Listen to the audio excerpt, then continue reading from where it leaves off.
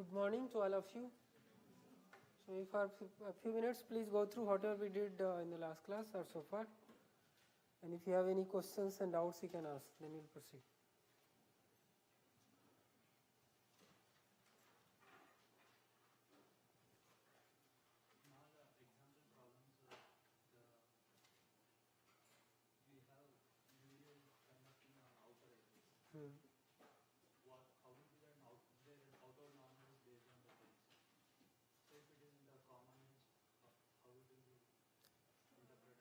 Common edge usually see if it is an internal force, then it cancels, actually don't have to calculate. But if it is an external force, then you actually apply that in the assembly. So actually how it comes is you have then internal forces different on the two sides, traction. So the yeah, maybe so I think take this question for everybody. Yeah, is there any other question? Pardon? Okay. Huh.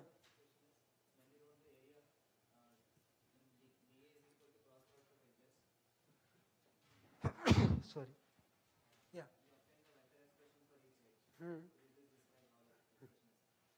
That is just the because your x and y are functions of r and s, xi and eta. So if xi and eta they are changing, so x and y both will change. Yeah. Okay. So anyway, I think I'll answer this question for everybody. So yeah, any other questions? So we have discussed that rectangular element in natural coordinates. So we have not discussed about the triangular element in natural coordinates. Yeah, we will discuss that. So are there any other questions?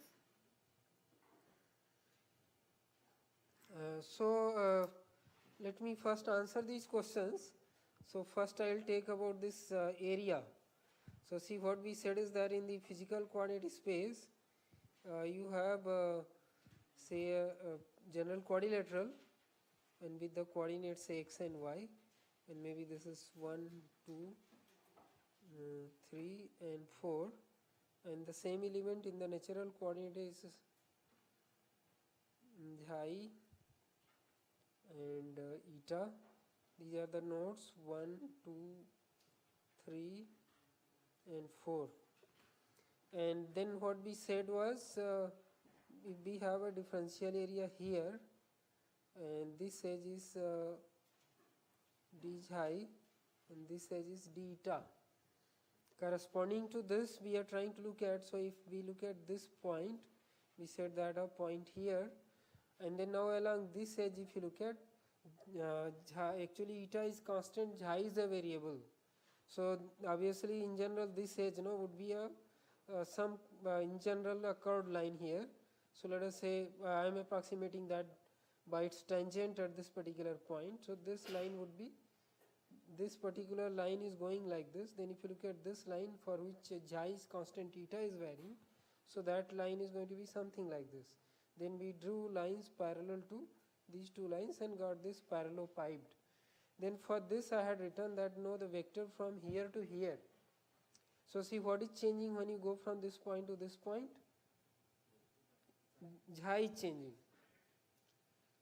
And in general x is a function of xi as well as y is a function of xi. I mean it's basically xi and eta. Since eta is constant, so if you look at x is a function of xi and eta, y is also a function of xi and eta. So now for along the edge where eta is constant, x will change only because of xi, y will change only because of xi. So now if we know that the rate of change in x is del x by del xi, and from here to here xi is changing by d xi, so the total change in x is going to be d xi. Then if you look at similarly y when eta is constant, y will change because of xi. So let us say rate of change of y with respect to xi is del y by del xi, and change in xi from here to here is d xi. So you can think of that when you go from this point to this point, change in x coordinate is this and change in y coordinate is this, and therefore this vector from here to here is del x by del xi d xi I cap plus del y by del xi d xi j cap, and similarly for this edge. So this question was like how I wrote this vector I had written as del x by del xi d xi I cap plus del y by del xi d xi j cap. And so similarly I had written this vector means basically this coordinate minus this coordinate. So it's just the change in x coordinate, change in y coordinate. So there is change in x coordinate, change in y coordinate. Along this edge, when you are looking at in the natural coordinate space, eta is constant. So rate of change of x into d xi, rate of change of y d xi, that is what is the vector we had written. This we actually wrote in the last class. Since there was a question, so I am just answering that. And similarly now for this edge is actually corresponding to this. If you look at here, this one. Along that now your xi is constant, only eta is varying. So if you look at now here again the x and y functions of xi and eta, xi is constant. So along this edge x will change with respect to eta, y will also change with respect to eta. So when we wrote this vector, similarly we had written del x by del eta into d eta I cap and plus del y by del eta into d eta j cap. So that's again dx, this part is change in x coordinate, which is x coordinate of this point minus x coordinate of this point. This is change in y coordinate similarly. So that is how, and then of course we took the cross product and then we had written the area, and then we had got dA equal to determinant of Jacobian matrix into d xi into d eta. Okay. So then next question was about suppose if we have a problem, maybe a domain, let us say you are solving some problem where you have, let us say, some boundary conditions, and maybe there is a distributed force something here, and also let us say here also there is a distributed force, and maybe there is somewhere there is a concentrated force. So let us say this is variable, I am not putting some magnitudes here, there is a concentrated force. So this you can handle, but what about this? How will you handle this? So one is of course when you are, although it's actually not necessary, but since there is going to be discontinuity of internal traction when we go from this side to this side, so it is advisable to have the element with edge along this particular line where the forces are acting. So suppose you decide to discretize this using triangles. So maybe what you might do is, although you can use different schemes, so maybe one could use a discretization, say let us like this, and maybe like this, then like this. So like that, you would discretize this, and maybe you have some triangle there and some triangle here. So let us say I have roughly sketched the discretization. Now since here there is a concentrated force, we would prefer that there is a node there also. So then what you can do is you can make more triangles here. Of course the quality of mesh also has to be taken into account. So there is a node there. So this is the kind of mesh you will have to use. This is having common node here, these two sides. So now how do you account for this distributed force and this concentrated force? So the way we actually discussed, what you will be then doing is, because when you consider the internal traction, that is internal load vector, let us say for this element, so you will have some traction here, then some traction here. Similarly, when you consider this element, you will have some traction along this edge, some traction along this, and some traction along this edge. So now where there is an external force is applied, there would be difference in traction on this element and this element along the common edge, and that difference is going to be equal to this externally applied distributed force there.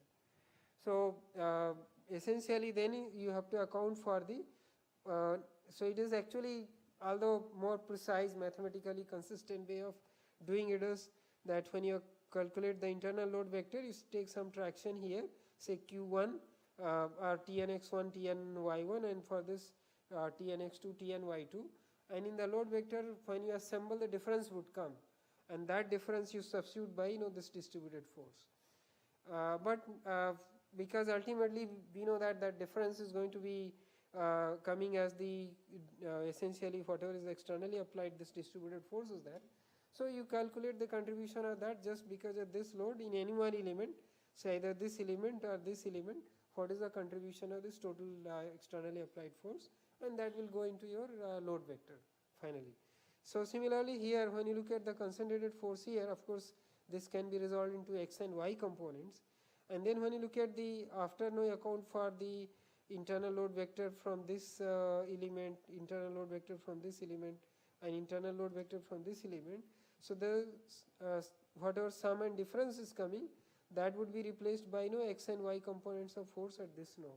So usually in 2D and 3D problems, wherever there is a concentrated force, rather than because it is not easy to write the internal load vectors for due to internal tractions for all the elements, rather one can write, but they are unknown, so you have to make approximation and give some nodal contributions. So and then the sum of those must be equal to the externally applied load along x and y direction. So what you can do is after so basically what you will do is after assembly you will get the stiffness matrix, you will get the unknown displacement vectors this side and some external load vector, some internal load vector here. But what you then do is see here internal load vector corresponding to these degrees of freedom here and this degree of freedom here, you calculate the contribution of this as if it has you can resolve this traction into x and y components, and then find out the load vector due to this alone. That means you just do the H transpose integral into this T and x T and y, where T and x T and y are the components of this load, and that you actually replace whatever you are expected to get the internal forces here. Those internal forces, of course, for a structural mechanics problem, because each node plane stress problem will have 2 degrees of freedom here. So some 4 places you will replace whatever internal load vector here and here is there, that by the contribution of this external load vector. Maybe this is contributing to some other node here, so again x and y components, so here and here. So whatever those sum of internal loads are there, you replace by the x and y components of this external load. So most of the books, if you see, they do not actually bother about these internal tractions. Finally, in the assembled system, whatever forces are there, you just take them as external forces. It's kind of for the assembled system, you are taking the contribution of potential of all these externally applied forces. So this was one question. Is this clear? So no, not clear, no? Right, so this you submit as a home assignment. So home assignment I am going to simplify. If it is not clear, so you have to think, because it's not very hard. It's easy. So but I'll simplify the problem.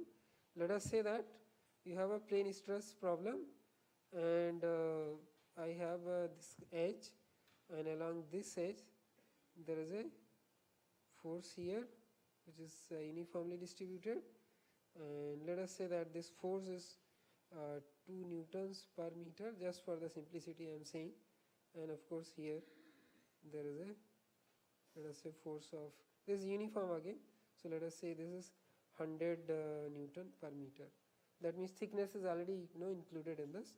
So these are the forces. You have to find out set up the element level governing equations, then assembled system, and in the assembled system the degrees of freedom are 0 here, active degrees of freedom are going to be in this. So you include the contribution of, find out what would be the contribution of this distributed force into the load vector, final load vector. That's a simpler problem. And then of course concentrated force, if you understand that, you can always do that. Because if you are not following, that means you are not reading what I have taught about the internal forces. We had a lot of discussion about that. You have to think about drawing the free body diagram of this element, drawing the free body diagram of this element, then calculating H transpose Q and ds along each edge and what you are going to get. And then here, since there is an externally applied force, so the traction cannot be continuous. It would be something here, something here. The difference of that is equal to externally applied force. So that is what you have to do. Okay. So that was the second question. This assignment you submit on Friday. Then the third question was, I think, about the triangles. So are there any other questions in between? So the third question was, we have not discussed triangular elements in the natural coordinates. So it's actually right question asked at the right time. So that is what I thought of discussing. So let me look at the triangular elements, but a little differently.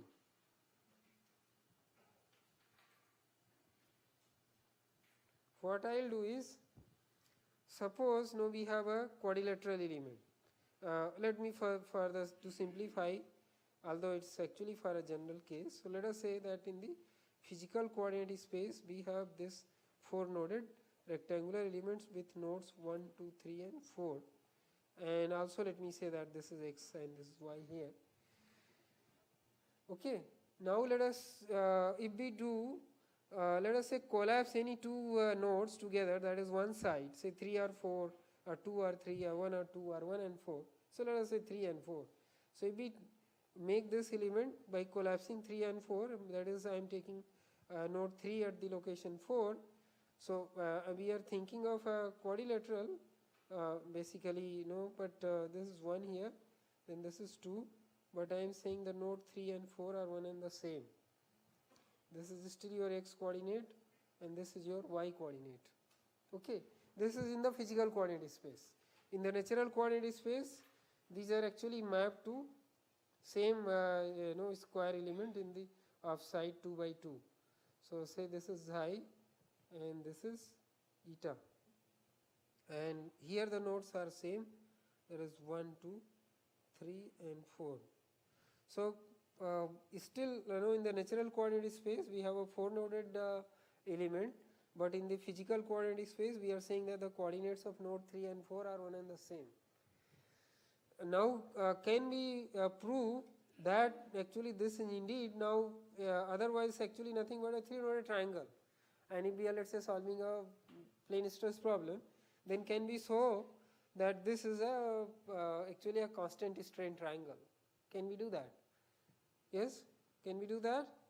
So what would be the steps? In fact, software like ANSYS,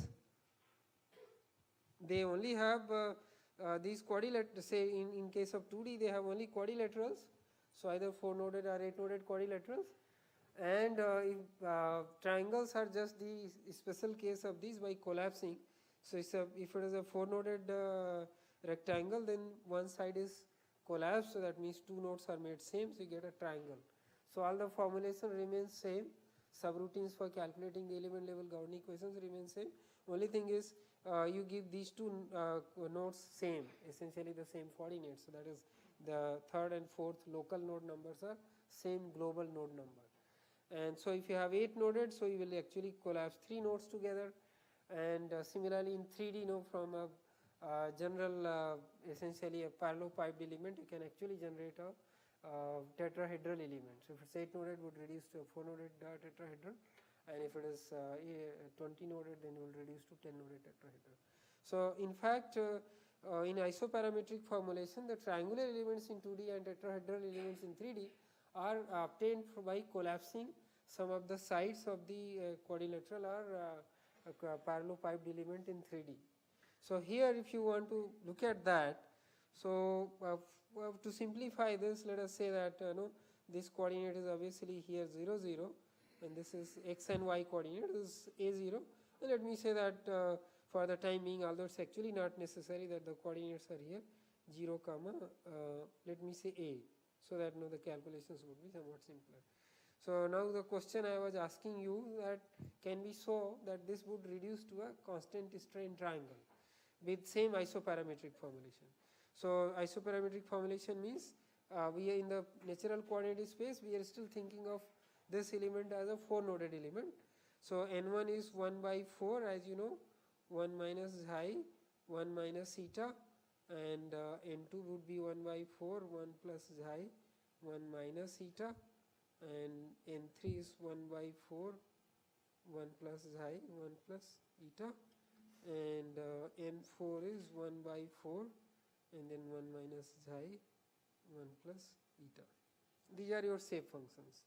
So first now to show that if you want to show that is a constant strain triangle, then indeed what you have to show that epsilon, which is consisting of epsilon xx, epsilon yy, and gamma xy, which is given by del u by del x, del v by del y, and del u by del y plus del v by del x, you have to show that this is actually constant. This is your strain. If you can show that this is constant, obviously then you see that it actually reduces to, because it's 3 noded, and if we have seen in the physical coordinate space, this is nothing but essentially a constant strain triangle. So how do we do that? So now we want to calculate these strains. So we have the interpolation same.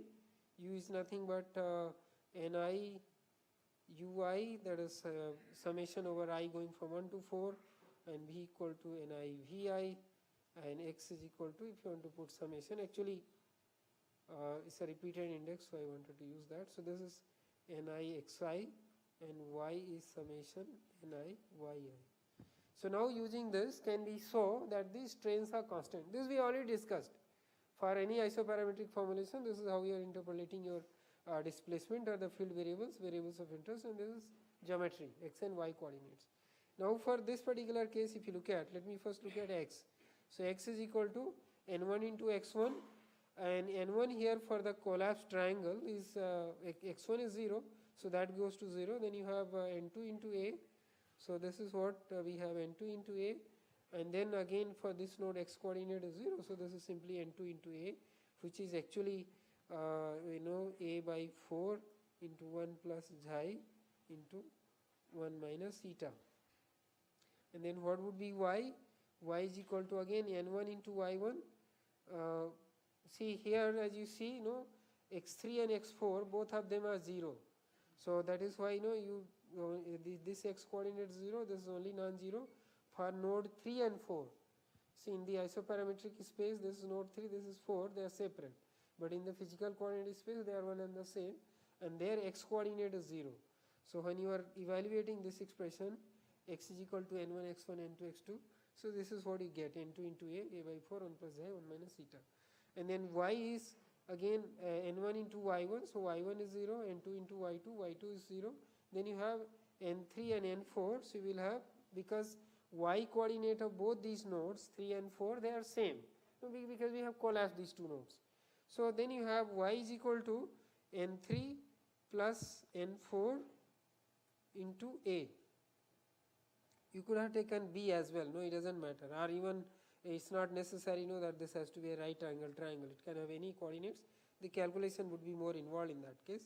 So now if you look at n3 plus n4, here you have 1 plus eta common out, so you can actually 1 plus I, so 2, finally you can write that as actually a by 2 into 1 plus eta, isn't it?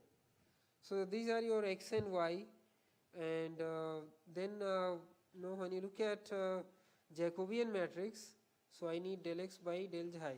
How do I show that? Because I have to show the derivatives of shape functions, that they are constant throughout the element. If that is so, then we have constant strain triangle, because the strains are defined in terms of those derivatives. So del x by del xi, now if you look at from this expression, that is going to be a by 4 into 1 minus eta. Del y by del xi will be 0, as you see here, and then del x by del eta is here, as you see, minus a by 4 into 1 plus xi, and del y by del eta is of course a by 2. So if you look at your Jacobian matrix, that is given by del x by del xi, which is a by 4 into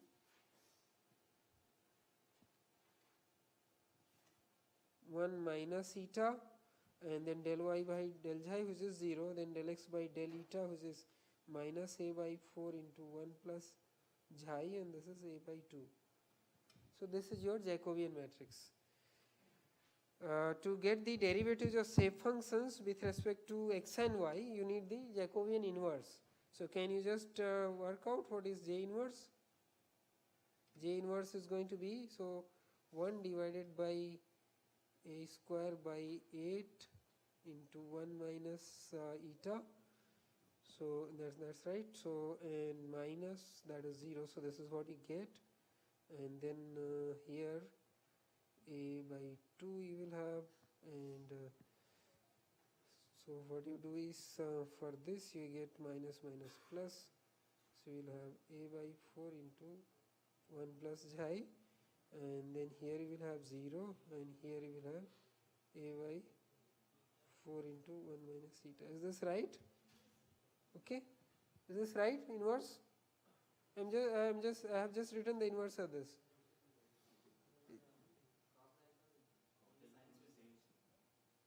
No, but that is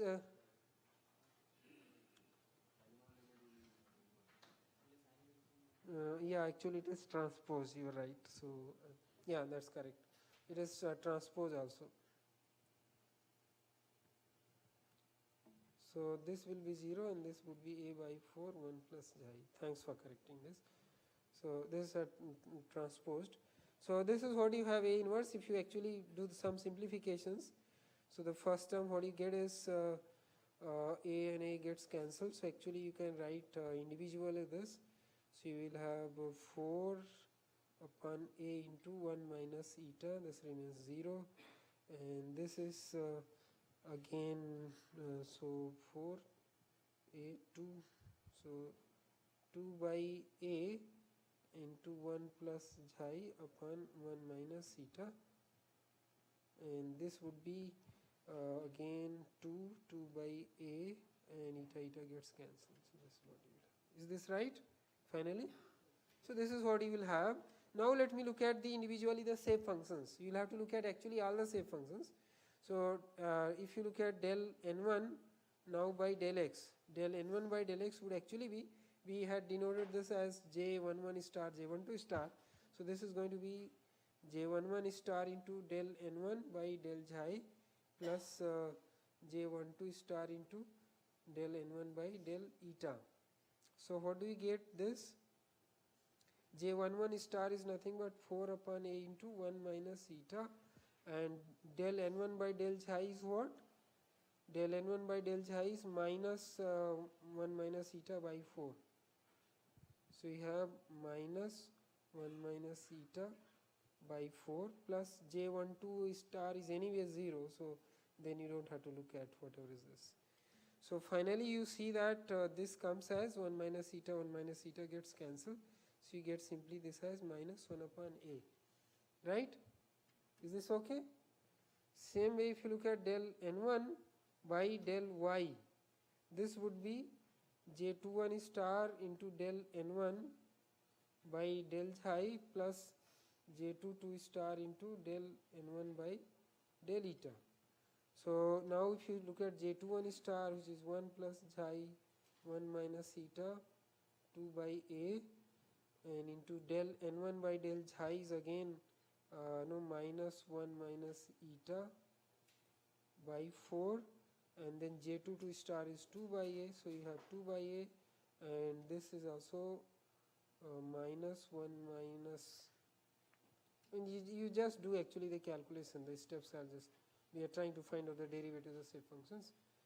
So this is what you have, and now let us see what you get. So here your 1 minus eta, 1 minus eta gets cancelled. So you actually get what? Minus 1 upon 2a into 1 plus xi, and this is next term is again this also minus here also minus, right? That's 1 plus xi, this is 1 minus xi, right? So minus 1 upon 2a, and this is 1 minus xi. So finally what do we get this? This, if you see the xi terms actually get cancelled. So what you get is just this as minus 1 by a. So like that you will, is this correct? This calculation. So if you look at all the shape functions, same way, same approach you can follow, and you can see that the derivatives of all the shape functions are going to be constant. So finally when you look at your strain vector, this is going to be epsilon xx, epsilon yy, gamma xy will be, as you know, we had written earlier in terms of degrees of freedom. So this side what you have is u1 v1, u2 v2, u3 v3, u4 v4, and here you have is del n1 by del x, then you have 0, del n2 by del x 0, del n3 by del x 0, del n4 by del x 0. This is your epsilon xx, which is del u by del x. So these are the derivatives of shape functions. So like we saw here, del n1 by del x is constant, del n2 by, you can check the calculation if I have made some plus or minus mistakes, but it is going to be constant. No? So you will see here that this is 1 by a. Similarly, you will find that other derivatives, del n2 by del x, del n3 by del x, del n4 by del x, they will also be constant. And similarly, now this is del n1 by del y, because your v is n1 v1 plus n2 v2 plus n3 v3 plus n4 v4, and epsilon yy is just del v by del y. So you are making sure that you multiply with basically values of v at node points. So 0, del n2 by del y 0, del n3 by del y 0, and del n4 by del y. Then here you will have del n1 by del y plus no, not plus, I'm sorry. See, in the second column you will have del n1 by del x. So essentially this is del u by del y plus del v by del x.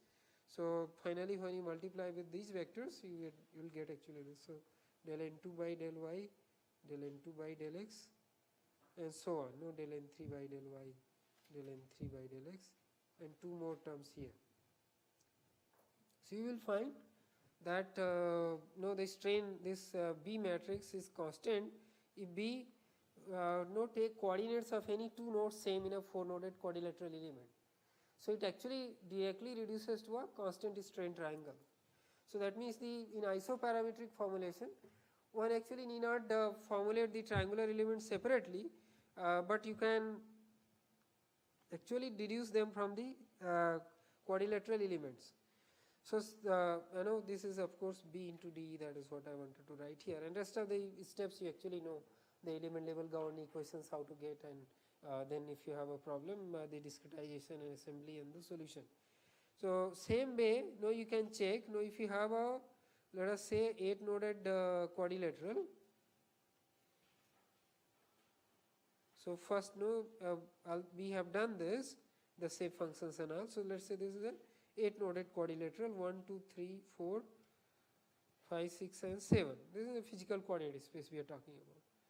And so say this is your x and this is your y. It's actually not necessary, but now if we collapse, let us say, these three nodes together, 3, 7, and 4. You can do that in any sequence. It's not necessary that only this particular edge, any edge you can collapse. So then this would reduce to a 6-noded triangle. So now 6-noded triangle, we need not have a separate formulation. We can get it directly from this. So now this will still be 1, 5, and 2, and here you will have your 6, and this node would be 8. But this node here, 4, 7, and 3, they are one and the same. That is, xy coordinates of 3, 4, and 7, they are same. And again, you can see whatever you do for a 6-noded triangle, the same strain distribution you are going to get within the element by doing this. And but in the natural coordinate space, it is still taken as a 8-noded element. So say this is high and this is eta. So the mapping is still essentially in the natural coordinates to this. So this is 1, this is 2, 3, 4, 5, 6, 7, and 8. So you will find that in isoparametric formulation, in the actually natural coordinate formulation, the triangles, and when we see 3D, tetrahedral are actually elements are special cases of corresponding quadrilaterals in 2D and parallelopiped elements in 3D. Similarly, you can try to find out what is the strain displacement matrix for this. So, like packages, if you look at what they do is, if you look at the connectivity, list out the connectivity. So, for example, for this kind of an element, the first node would be some global node number which would be different, and second local node number would be some global node number. But then you will find that the global local node 3, 4, and 7, they would be same global node number. So that is how they actually take care in the connectivity. That's all. So in the connectivity, these are the local node numbers, no, 3, 4 and 7. They will be corresponding to same global node number. And with that, when you do all these calculations, you get the respective B matrix, stiffness matrix for a triangular element. Okay, so this is how that was answer to another question about how to deal with triangles. Of course, you can actually directly define the shape functions for the triangular elements, but it's actually not necessary. You need not have no separate subroutine or no formulation for quadrilateral and triangle. You can, triangle is a special case as I demonstrated you here. So this is how it is handled, and of course you can, as I said, you can always do the formulation in that. I actually wanted to give you a question and then I'll proceed further. So this question is in fracture mechanics,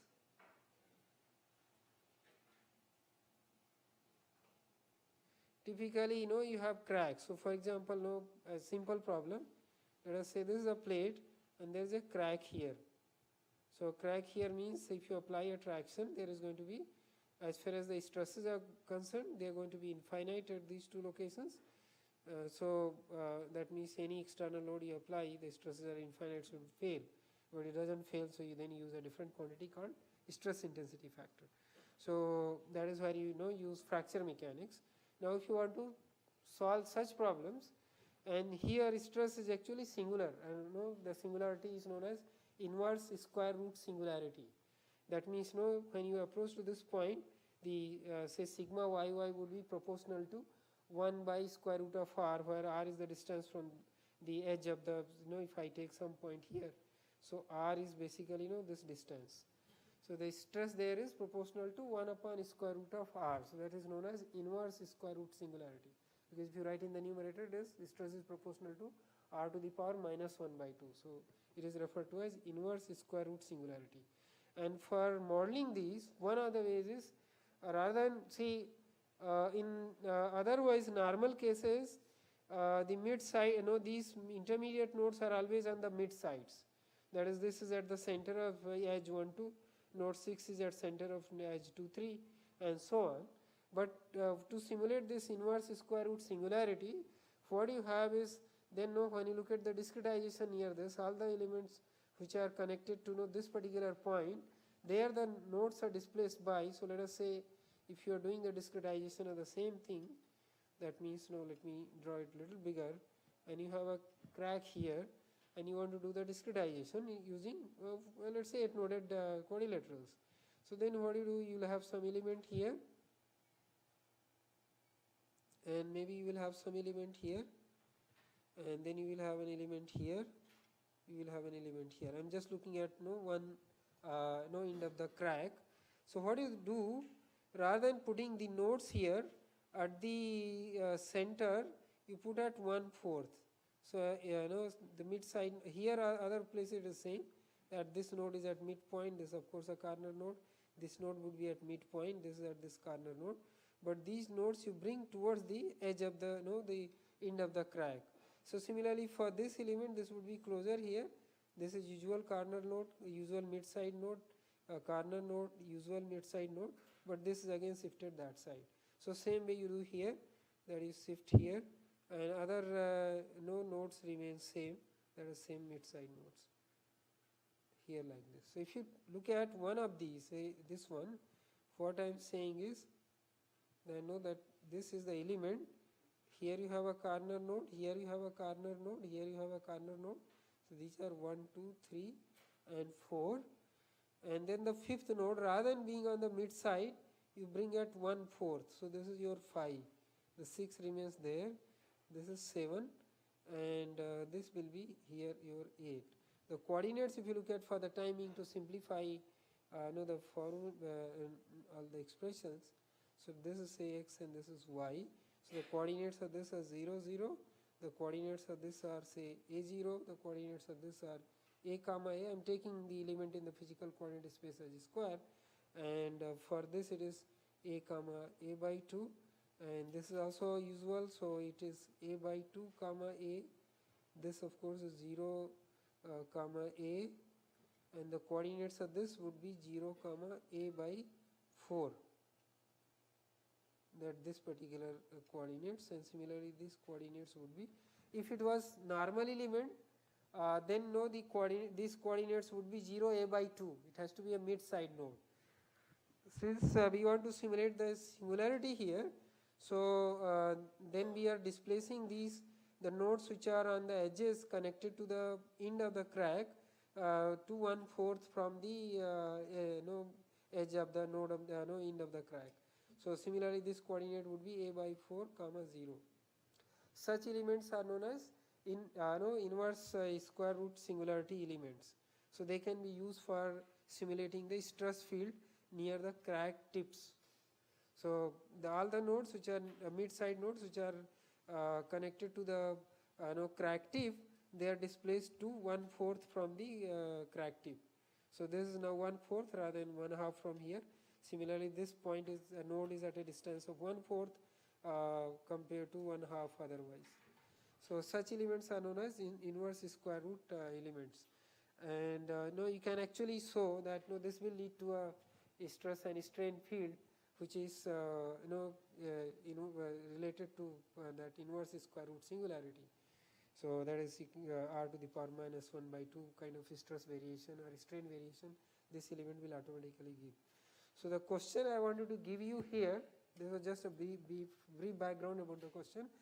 So now the question is, so for this particular element, so that, and this I am giving you, no, I am not going to, so that along 1, 2, that is 1, 2 edge of the element, where in the natural coordinate space your eta would be minus 1. For this you show that del x by del xi is x into a to the power 1 by 2. So in the natural coordinate space there is no display. The natural coordinate space, the nodes are again the same location. So we don't do anything as far as when you look at the same element in the natural coordinate space. In the natural coordinate space, this element is going to be mapped to xi and eta, and where the nodes are here 1, 2, 3, 4. This is 5 here. This is 6 here. This is 7 here. This is 8 here. So that means the same shape functions. n1, n2, n3 up to n8, you will use the same shape functions to get into this particular expression. So I have already given you the coordinates of the various nodes, given you the background, what is the use of these kind of elements, and what you have to finally show that del x by del xi. So see, first thing you will, if you look at here, del x by del xi is given as x into a to the power whole power half. First, if you do del x by del xi, it would be function of xi and eta. Then eta is constant along this edge 1, 2. When you evaluate del x by del xi along this edge, that is actually this edge in the natural coordinate space, eta is minus 1. So then it would only remain function of xi.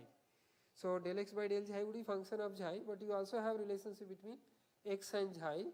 So from there you put xi in terms of x here, and you should be able to get this. So this is another question. So when you do such kind of questions, then you actually understand more about the isoparametric formulation. What is the power of isoparametric formulation? In addition to, of course, we are able to satisfy the inter-element continuity requirement. So the next, now the problem I see so far, whatever we did is more or less the theory of finite element formulation is actually covered. Now what remains is applications. So we will do dynamic problems, of course, we will start after minor 2. But let me take another problem. Suppose you want to formulate an axisymmetric element.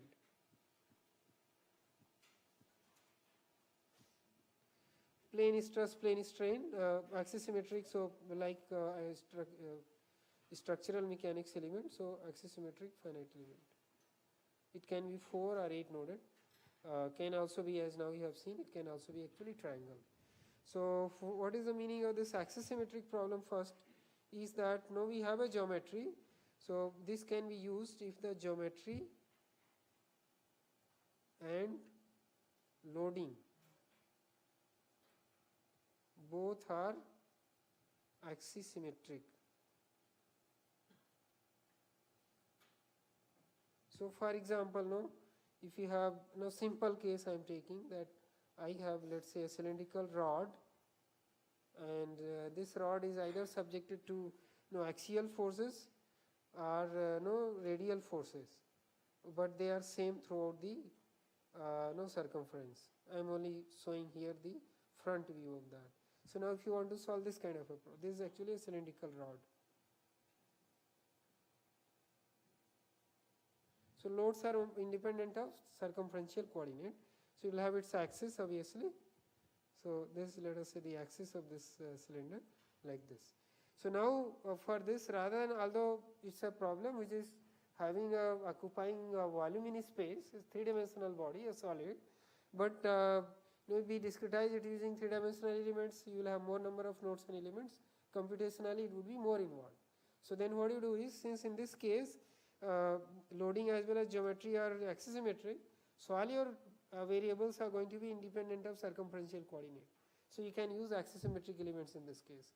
Axisymmetric element means then what you do is, say you take let us say this is x along the radial direction and y along the axial direction, and then theta is, z is along the theta direction. So you just only model one cross section, and for that cross section you can formulate an element. So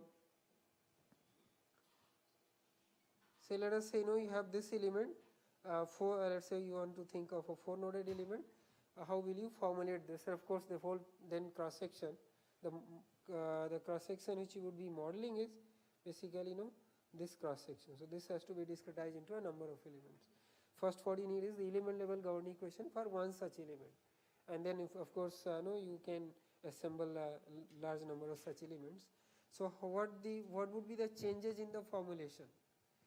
See, still when you are applying either the axisymmetric loading along the axial direction or along the radial direction, what you expect is there is going to be change in length, there is also going to be change in the radius or diameter. So we will have, basically if I have some point, we will have two displacement, one along the radial direction and another along the circumferential direction. But if I look at circumferentially, that if I look at its top view, and this is the axis here, and if I look at any point here before the application of the loading and after the application of the loading, this point is not going to move in these directions. So circumferentially there would be no displacement.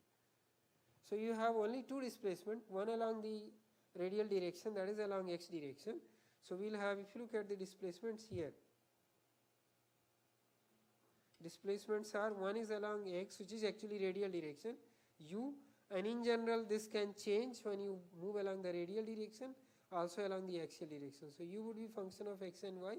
You will have another displacement which is along y, which is v, and that will also be in general function of y. They are independent of theta coordinate, as I said, and also the displacement along the circumferential direction is 0.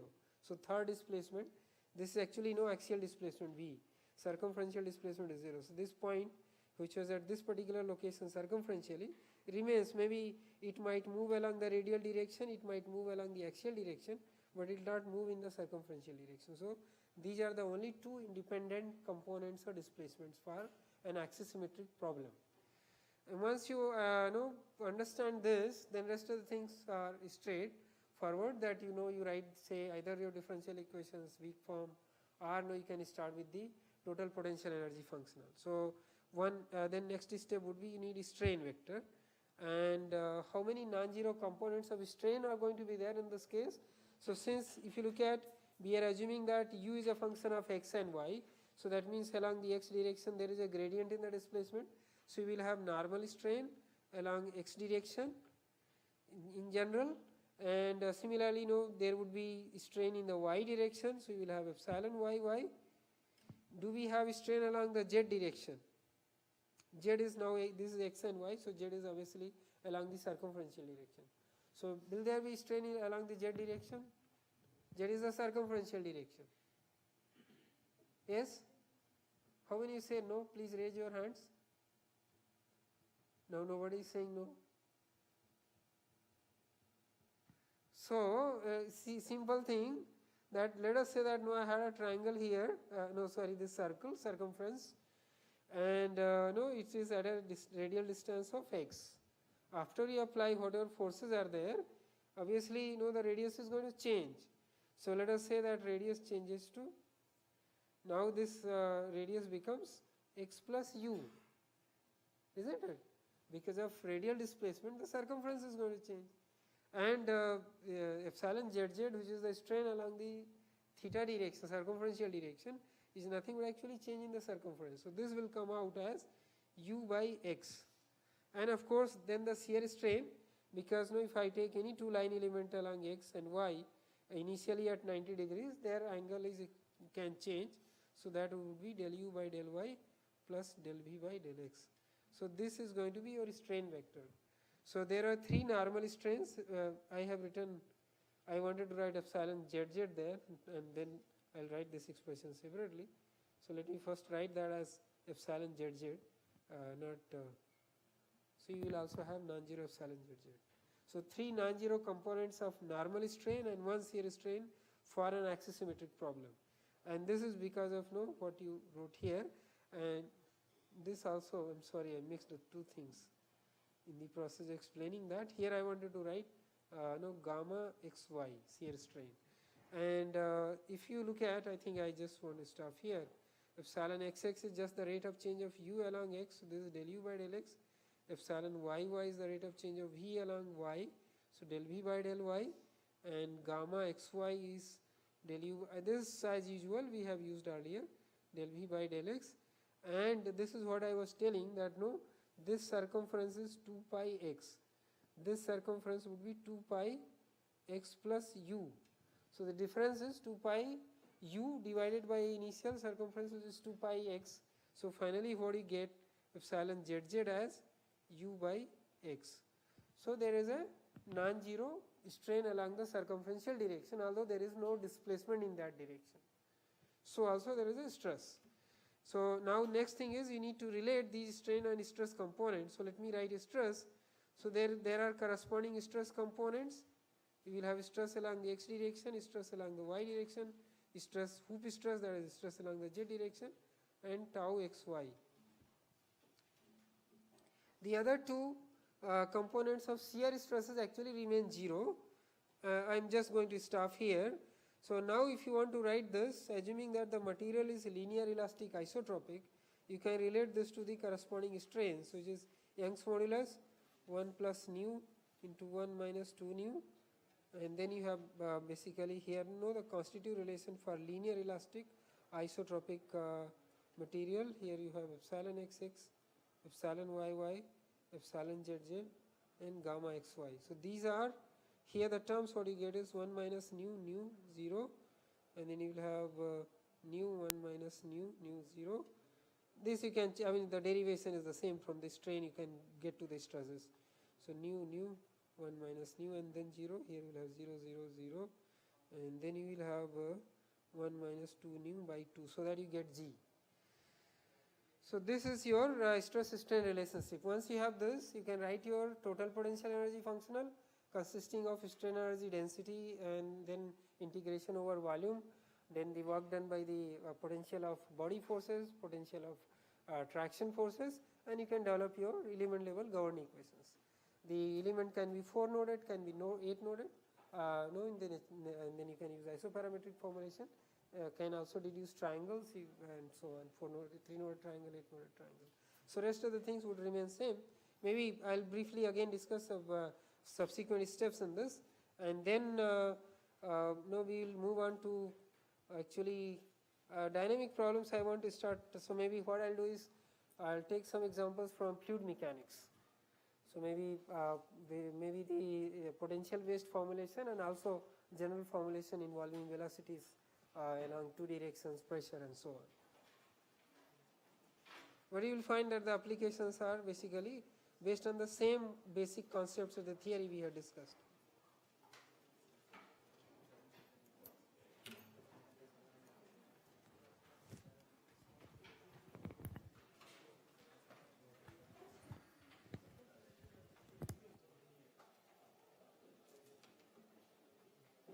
If you have any doubts, questions, you can ask outside.